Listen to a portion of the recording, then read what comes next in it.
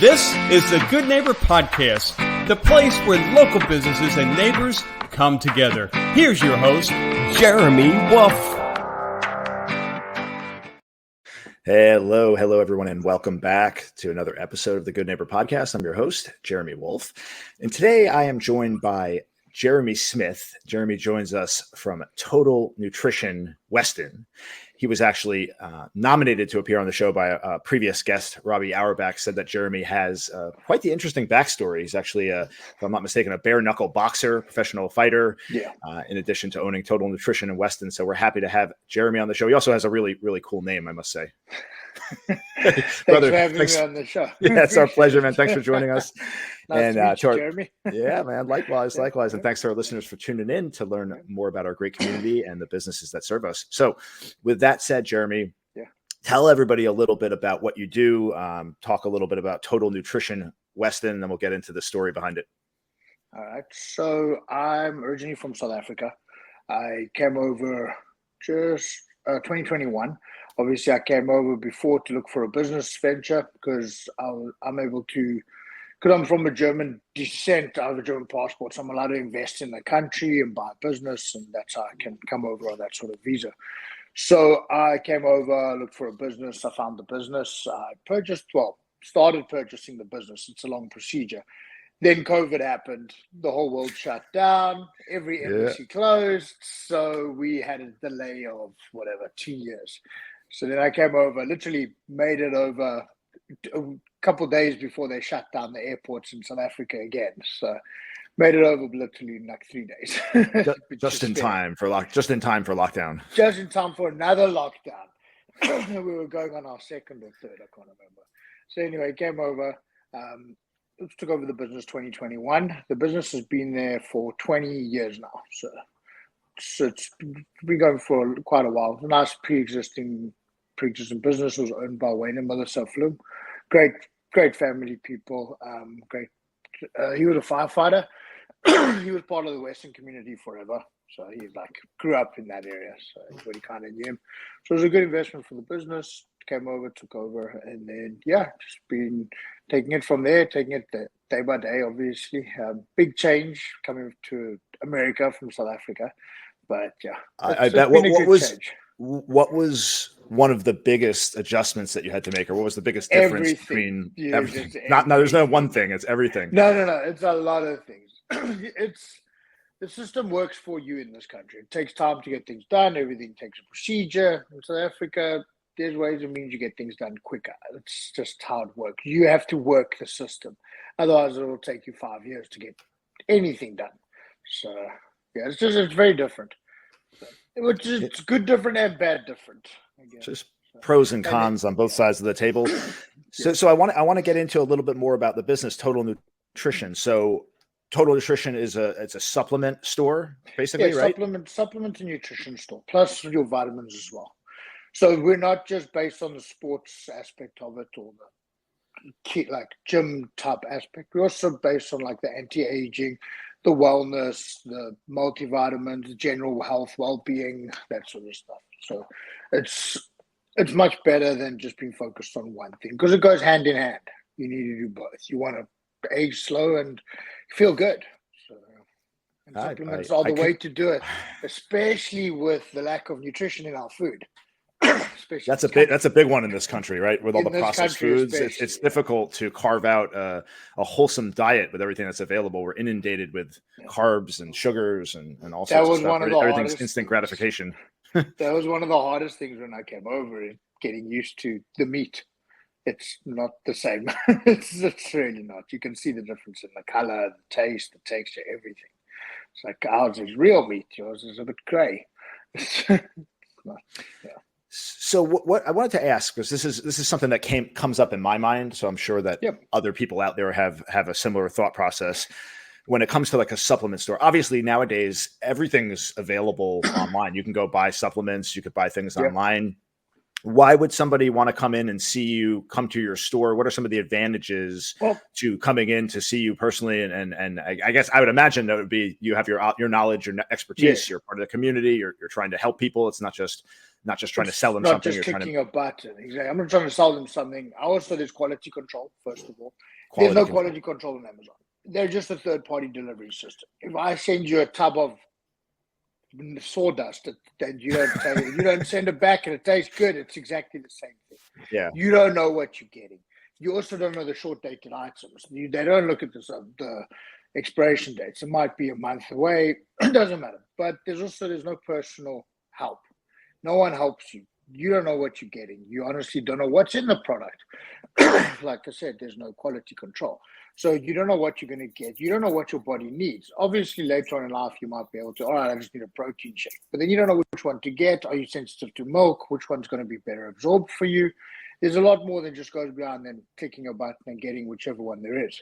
You also just getting the one that's advertised the most. So whoever put the most money into marketing is the company that you're going to get, which is generally not the best quality. Yeah, it might not be the best for you, but it's... Yeah. They spend more money on marketing and less money on the product. Rather spend more money on the product and whatever on the marketing. Let the product market itself. Let the quality speak for itself. I'd imagine there's a big difference between ordering something online from a nameless, faceless company that's trying to boost their profits than going in and developing a relationship with you, Jeremy, and you getting to know the person and asking them questions about, their background, their history, and what kind of things they're trying to do and trying to accomplish. Like, are they playing sports? Are they trying to get health? Whatever their mission is by taking supplements, you're able to tailor what supplements to offer them. So that makes a lot of sense. Exactly. And also, like, a lot of the time, if you buy a multivitamin online, if that multivitamin is sourced from a synthetic place, synthetic lab, it doesn't absorb. You literally absorb zero of it. So there's no point in buying some of that multivitamin because you're just going to excrete it. So you need to buy one that's sourced from natural minerals, natural vitamin sources, natural food source. Otherwise, you don't absorb it. And most people don't know this stuff. So they just buy the thing, it looks well, it will work well, it's cheap. It doesn't work. So there's no point. It would actually just put damage on your kidneys or something. Yeah, that makes sense for sure. So want to ask, you came over here from South Africa and you decided to buy Total Nutrition, this specific business.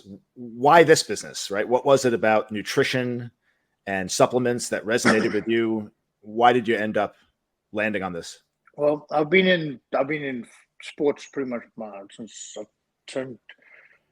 I've been in sports pretty much my whole life. I've been a competitive athlete in Muay Thai boxing, then MMA. I was the champion of Africa for MMA. Then I came over here. I was fought around the whole world.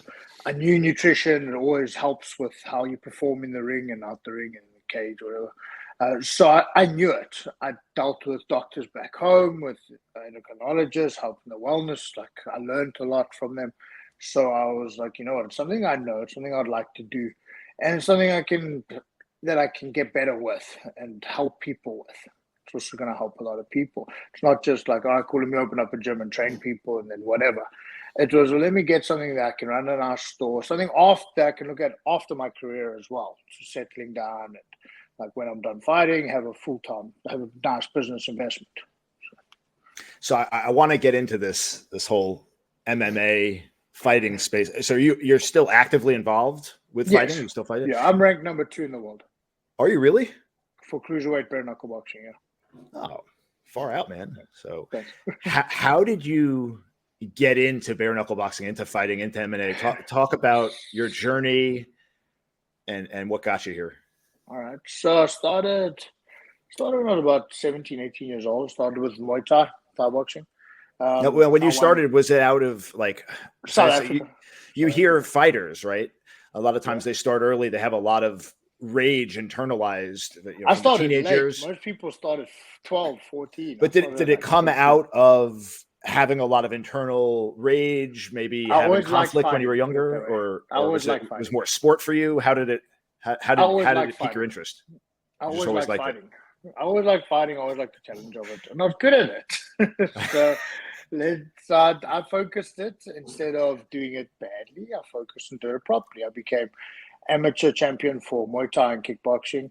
Then I swapped over to pro Thai boxing, K1, you guys call it, or whatever. I had a good record of that. It was 10 wins, 9 knockouts, 2 losses. Then I swapped over. I did MMA. I became the champion of Africa, middleweight champion of Africa. I fought for the Prince of Bahrain. I traveled around the world fighting. I got to see different countries. Went to Serbia, Brazil, Jordan. There's a whole list of nice places. I came to America for fighting. That's how I got to enjoy the country and see the country and fall in love with the country. That's why I liked it. That's why I chose Florida as well, because I'd come here a lot for fights or training camps. So I kind of knew Florida better than I knew most places, even back home. So I was like, I like the place. And then when I came over, obviously the MMA, like we didn't do much during COVID because we couldn't do grappling or anything back home. So I came over, I started the business, and then I got offered to do the bare-knuckle boxing. I was like, well, I'm always been good with my hands and good at fighting, like stand-up fighting, just that the boxing aspect of it. So I thought, well, let me give it a go. So yeah, I'm now 3-1 in BKFC, and I'm ranked number 2 cruiserweights. So hopefully should be fighting again 21st of June at the Hard Rock. June at the Hard Rock, really? Yeah. So how often do you fight? Is it? I'd imagine. Well, last year I fought May, but then I had an injury, so I was out for a bit. But before that, I fought like 4 times in 12 months. Depends on how active you are and if you get injuries or not. So your next fight coming up in June, what's the training protocol look like for that? Are you hitting it? I imagine a couple months out, you're hitting it every day and really getting into it. Yeah, 2 a days. Yeah. 2 a day every day, except Sunday. Sundays it's off. Sundays. I'm gonna come check this out, man. And June, you have to send me details about the fight. I've never been to a fight like that before. I've been to a boxing match many years ago, but I've never been to an actual MMA style. So is it bare-knuckle? It's similar to the boxing with no gloves. And it's great. So not grappling though. Just boxing. No. It's just boxing with no gloves. It's the fastest growing combat sport in the world at the moment. Very cool. Yeah, definitely have to check it out. So after you're done with your training, you're getting ready for a fight, and you step into the ring. What are you feeling? Do you feel nervous? Nerves are good. Nerves are good, right? I heard. I think it might have been Mike Tyson that said if he's not nervous, he doesn't want to fight because there's something wrong. Yeah. Right. It's a natural reaction. Even Customato, his coach, said, if you don't have nerves, you're either a liar or a psychopath. And that's a fact. You need those nerves. Nerves are good. They keep you alive. Yeah. I imagine once the bell rings and you start fighting, the nerves dissipate. Oh, no, then once you're in the ring, it's completely different. Once you get in there, it's fine. It's walking to the ring that's nerve-wracking. Once you're inside, it's whatever. Then it's like the fight's going to happen and you're there already. You can't walk out. It's just there. Now you fight. You don't hear the crowd. You don't see the crowd. You just focus on the opponent. Is there a particular fight that comes to mind that was more challenging than another, or something crazy happened, some story you'd like to share? My last fight, I tore my shoulder in the first round, so I fought with one arm. I literally picked my hand up, put it on my head, and just walked forward with the other hand. So I guess that could be one of the. It was a bit challenging. I went all rounds, and that guy's a knockout artist. Everybody says I should have won the fight, but I lost on points. How did you tear your shoulder, then continue fighting, and not get seriously injured by the other? Because I'd imagine, obviously, if your shoulder's torn, I just put my hand on my head. And held my head and went for. I could swing it if I threw my body with it, so I'd throw my whole body and it would do like this, but it wouldn't actually, there was no proper power in behind. But it's healed now, it's perfect. That's why we also took a bit of time off to recover after the last one. So. Is there video of that fight anywhere online? I want to pull that up and see that. Yeah, of course. It's on that should be on YouTube, otherwise it's on the app. I'll send you the link. I'm trying to pull it up now. Hold on. Jeremy Smith. BKFC. BKFC. Yeah. When was the fight? May 2023. Let's see. Yeah. All right. Here we go. Let's see what we got here. We're not going to watch all 12 minutes, but we'll see what's going on here.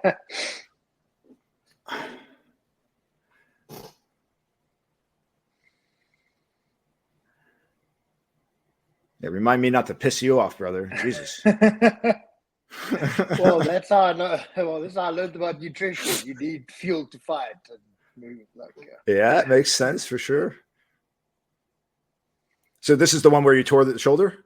Yeah, the left shoulder. So if you see, I can see how you can tear the shoulder with some hooks like that. Well, Jesus. that's why I'm only throwing the right hand, because the left is not properly working. So. Oh, was it already torn? Did it? First round. I don't know if it started yet. This is the very beginning, isn't it? No, this is round three. Okay, I'm sorry, it started at round three. Oh, so it's already torn at this point. Yeah, it's torn in the first round. Oh, look at you, man. You're a badass. They didn't even phase you.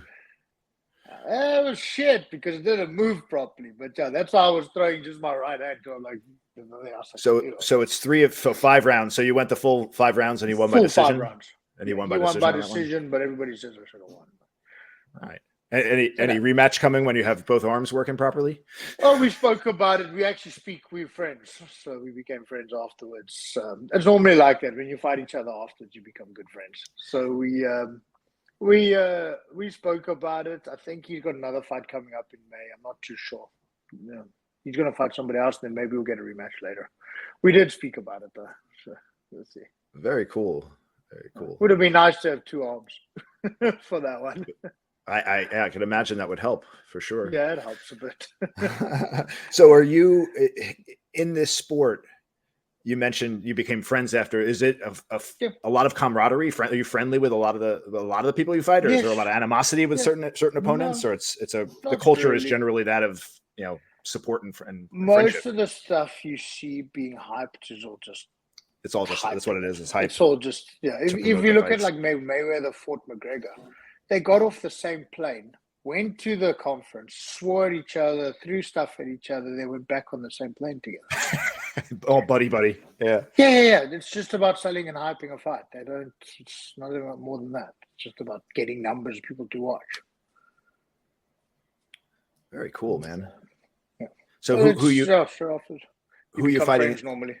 Who are you fighting in June? Is that somebody you know, a friend of yours? Not or yet. You don't know him yet? No. But he will be.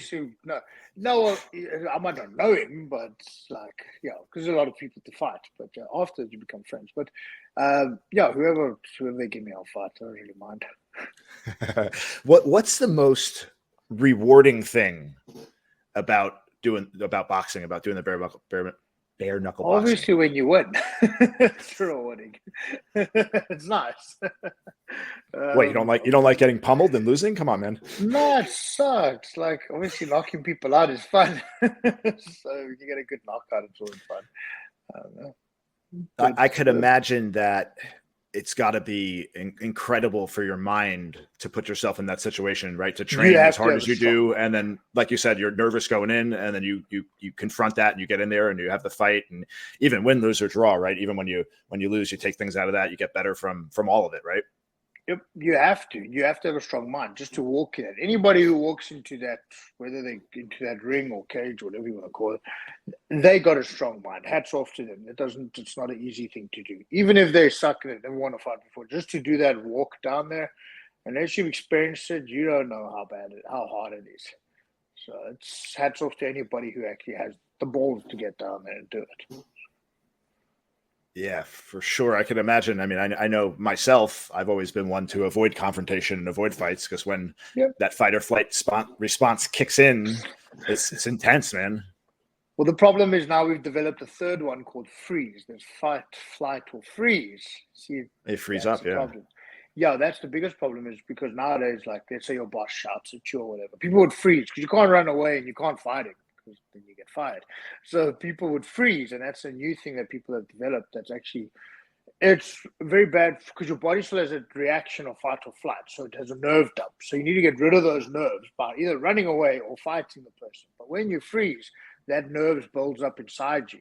And that's why you get people who snap and stuff like that. So you need to actually get rid of it. So a lot of I remember back home in South Africa, we used to have like a corporate class it was years ago, for businessmen. So they could come and they could just hit stuff and get it out of them, and then they would feel so much better. They wouldn't have them sparring or anything because they've got meetings, but hit the bag, hit the pads, do the stuff, and they loved it because it got that out of them. Because when you're sitting in a meeting, you can't actually run away or start punching the person opposite the table.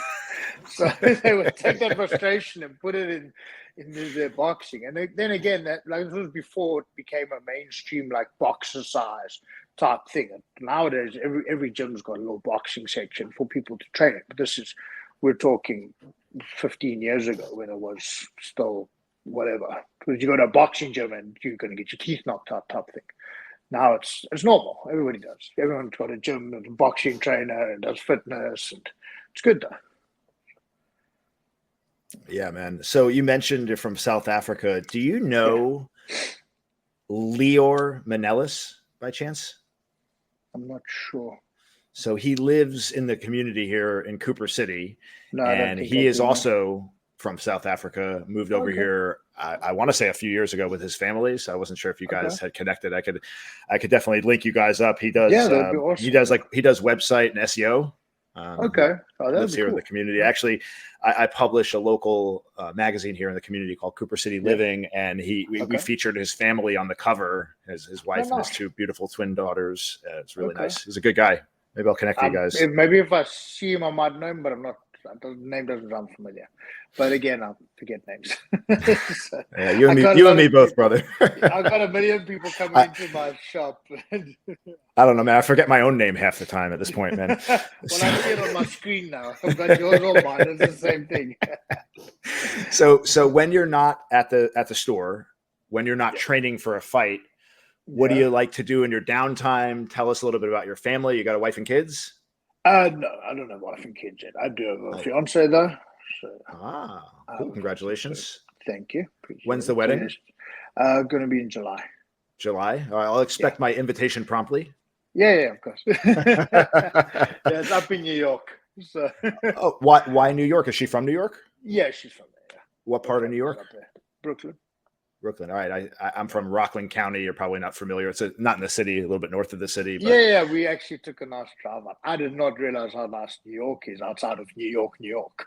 It's big. It's a beautiful place. It's beautiful country. It's nice. I didn't realize because obviously being from another country, we think New York is that's it. New York is New York City. That's it. Like you don't. There's not much else. But then you take a 45-minute drive and you're literally in the woods. New York State is beautiful. Yeah, it's very nice because we took a drive up to upstate New York. We had to go to a wedding there, so about an hour and a half drive. It's beautiful up there. Yeah, nice. I know. All I know is I went back to. I don't go back very often, but I went to New Jersey. Yeah. My brother lives in Jersey, and I went up there for Christmas, and we had a good time. But man, it's dark, congested, gloomy. Yeah. And we got back to Florida, and I took a breath of fresh air when we got out of the airport, and we drove out of Fort Lauderdale Airport. It was just sunny and spacious and warm and beautiful. I said, I love living in South Florida. Well, that's why everybody from New York is moving down because they had the same thought as you. Florida's beautiful.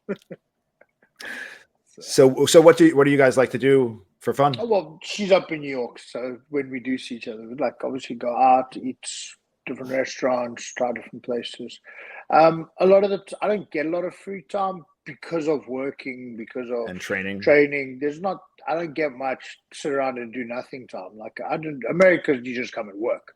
That's what people do here. They don't realize this. You work. So also being a business owner, I got to put the hours in to get rewards. Everyone there's that saying that goes, everyone wants to be a business owner and they can take holidays when they want. They don't realize when you're a business owner, you don't get holidays. There's okay, I can take 4 days off because I've prearranged this for a month before, made sure I had all the inventory, the staff were ready, this and that. Okay, now I can go away for a week. It's not like we can do it over Christmas because the staff need to go away over those sort of times. So it's all right, I can do it smack bang in the middle of this month, and then I'll be back to look after everybody for Christmas in case something happens. So being your own business owner is being your own boss is not. Was this your first foray into the wonderful world of entrepreneurship? Did you America? Yes. Did you own a business though back in South Africa, or did you work for someone else? Well, I was a business. I was a professional fighter. Oh, you did that full time. There was no other business. Yeah, so that was no. okay. Yeah. So managing I your had own shares brand. in a few businesses. I invested my money into a few things. So I did have shares in a few things. Yeah. What was one of the biggest challenges starting a business here in the U.S. And transitioning, I guess, from being a full-time fighter into being, a local entrepreneur? Well, it's hard to say what the challenge was because the whole thing was different. Just remember, everything is different. When I came here, there's electricity here all the time. It doesn't cut off. I don't have to buy a generator. It doesn't cut off for 48 hours a day just because they feel like cutting it off. It's like there's that sort of stuff. When the water goes out or something goes out, let's say the power does cut down. It's put on back in a couple hours, and it was because something happened, not just because they flicked the switch and said you don't have power for the next 4 hours because there's too much on the grid. So it's those sort of things, which is obviously a nice bonus, having electricity all the time. You guys don't understand how spoiled we're spoiled over here, right? Yeah. Yeah, they don't understand how lucky people don't realize how lucky they are to have it here. Like when you start looking at third world countries, and like you get people complaining about stuff here, and it's like your poor people are our middle class people. As in, literally, you get stuff from the government. We don't get anything. If you're really poor in South Africa, you live in a shack. You don't get a government subsidy house, this or whatever, food stamps or anything. There's nothing. There's no running water. You go walk 10 kilometers or 7 miles to go fetch water. There's no heating. There's no stove. There's no nothing. Like, people don't understand what they have here. Yeah, we take a lot of it for granted, don't we? A lot for granted. Yeah, we don't understand how great we do have it. And when there's a pothole that gets fixed, doesn't get another pothole. Or a bigger one. So yeah, it's just everything was obviously it's a whole new system I had to learn. So the whole thing was a challenge. I had to learn how the American system works, how to do this, how to do that, how to do the payroll, how to do the taxes, how to do everything. So it was completely different. So, yeah, challenging, but it's done, and I did it. So, done more challenging stuff before, so. Yeah, sounds like it, man. So yeah, one of the things talking about what we have over here in the country, one of the things that I've really come into my own on the north side of 40 is just gratitude, being thankful, being grateful for everything, not just the good that we have, but also the bad experiences, the challenges. I've really embraced all of it, and I'm starting to get to a point now where I'm looking back on my life and I'm thinking to myself, like, you know what, like I don't know that I would change anything that's happened, because it's led me to where I'm at right now. And I'm really happy with where I'm at right now. And I kind of wouldn't change it for the world. I used to look back when I was younger and be like, oh, if this happened differently or this happened differently or blah, blah, blah, blah, blah. But right now I'm just awash with gratitude. And I'm just really thankful to. I read something the other day that said, if you changed all the mistakes you made, you wouldn't be you. You wouldn't exist. It's true. Like everything you've been through has been a learning curve or put you where you are. And it's just a matter of how you frame it, right? If you look at everything like that, it's very powerful. Whereas, look, obviously, there's one or two things that we could get rid of, but yeah, hindsight is 20/20. They say. Yeah, but you don't even know, right? Like you change one thing, you go back and change that, and then you don't know what the outcome. You may have done something that ended up worse. The butterfly effect or whatever they call it. Yeah. So before it was a challenging to change, to come here and to learn everything and just learn the whole thing. So I just looked at it as like when I first got up, basically what I did was I didn't train much and stuff. I said, all right, cool. What I'm going to do is I'm going to put myself in a 3-month training camp. Same as when I go away for a training camp for boxing or MMA or whatever. I'm literally going to focus on the business, learn everything I can in 3 months, like focus everything, my undivided attention onto this, like a training camp. Literally every morning, wake up, get stuff done, do this, and that's what I did. So it's the easiest way to do it is just conquer it head on, like put yourself and focus on it. And don't let any distractions. So I didn't worry about when I was getting a fight or when I was doing this or that. All I did was do that. Obviously, I went to the gym and stuff, but I just focused on the business. I did end up doing like a proper 6 months just learning how to change everything, how to run this, how to run that, how to learn the taxes, because every taxes in the world is different. Every country has its own taxes. And America has lots of different taxes. Every state is like a different country. So I'm allergic to tax related matters. My brain doesn't process information and the checks and debits. I'm good at spending money, not accounting for it. No, well, obviously there's other stuff like payroll and federal and this and that. And I was like, I don't understand half of it. So I got a really good accountant. That's what I did. Yeah. Very important to have a good accountant for sure. So anyone out there that's listening, two things. One, the fight coming up. I want people to know about the fight. I want people to come. Yeah. So this is on, what's the date of the fight? It's June. It should be June 21st. I'm still waiting for my contract and stuff, but so follow on social media.